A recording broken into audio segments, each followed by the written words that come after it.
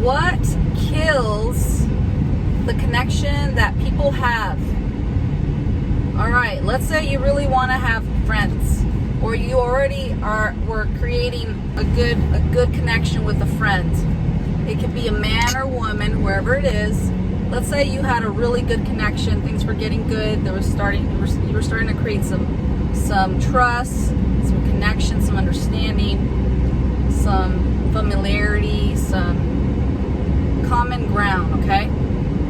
So let's say you're connecting. All right, well, this is some of the things that create a disconnection in a relationship. The number one thing is avoidance. Let's say that you communicated with a friend, or they communicated with you through text message or a phone call, and then suddenly there was no answer whatsoever, okay? I don't know how you feel about when people don't communicate in return when you're trying to reach them, but it's a major connection killer. Once you start avoiding people's messages or text messages or calls and not getting back to them, they immediately forget about you. Whether it's you or them, they forget about you. So when you ignore somebody, you're suddenly ignored. They ignore you, you ignore them. Suddenly, both of you will start ignoring each other, because it's not just you that decided to go, I'm not feeling it right now, I'm tired, or she can wait, or he can wait. Once you start doing that, the person that you just treated that way will suddenly start treating you that way, because suddenly they didn't feel important. So why would you be important if you communicated? So it's a major killer of a relationship and a connection that you were creating. Once you start avoiding each other, major killer. Another thing that kills a connection is not being honest or open. Let's say you were starting to be open with a friend, and then suddenly there was no openness. There was like some kind of like white lies, or maybe even like some avoidance once again, and then just not being open, okay? Like, let's say somebody asked you, how are you? And then you said, I'm okay, but you're not really okay, all right? So those are some major killers: white lies, avoidance, and not being honest. So sadly but true. So those are like three major killers. If you want to have a better connection with people, then you just got to stop doing that. You got to stop avoiding. If you really care about somebody, you got to stop the white lies, and you got to stop being dishonest. You got to keep it honest. So another thing that's major relationship killer: suddenly spending time with the person you cared for, or you were starting to feel like a connection with, is no longer important. You no longer look for them. So guess what? They will eventually no longer look for you, because whatever you sow, you will reap in life, okay? And then this is really bad. Once you start sharing your problems or your intimate information with friends or these people you were connecting with, and they suddenly start telling you that whatever you did was wrong, or they're offended by what you shared, and they just think that they could do it better, that's major no-no. Major no-no.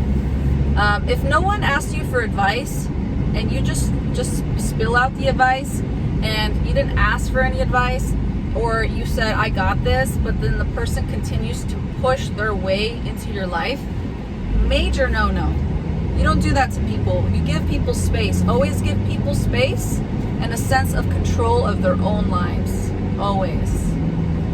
And another thing, if somebody gave you like some type of trust with their stuff, like their kids or their house or their car, and you didn't take care of it with your whole heart, I mean literally protect it, and you start messing stuff up, that's another killer. That kills connection that you had with these people. And when you start also making your problems something that you can't be open with or even share, to the point of like just kind of like close yourself in a lot, you feel like you have too many problems or too many issues going on with you, and you close yourself in and you don't open up to people, then these people will start avoiding you because they feel like they're not good enough for you. So they feel like they can't help you, especially if you continue to close yourself in. So that's one of the things that I've experienced so far in my relationships. I've experienced some really interesting, good people, but a lot of them, I would say, have issues that they need to work on. And it's just truly sad, you know? So again, if you're one of those people out in the world that is looking to have connection with other humans and you feel completely alone, you have to understand that the human psyche, the mind, the soul, whatever people are going through in life is very fragile and very sensitive. And not everyone in this world, whether they're beautiful or they're amazing or they're intelligent or they're popular, whatever you call it, you wish you were part of that.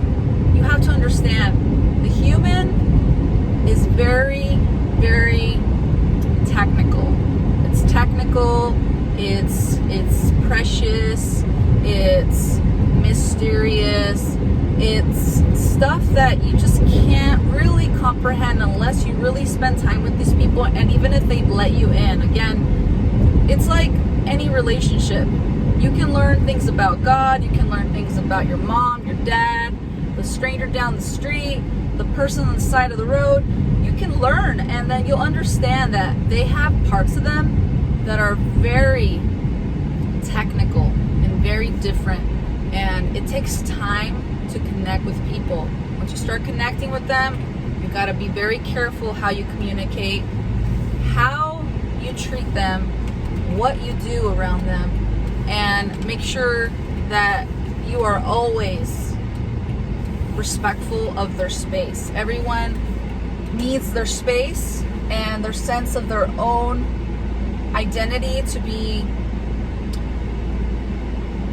nurtured and accepted. We're not to be trying to fix a car that no one gave us permission to fix. And again, just be careful. Be cautious in friendship, as the Bible says. And I hope you have a wonderful day today. And I hope you are enjoying yourself and being yourself.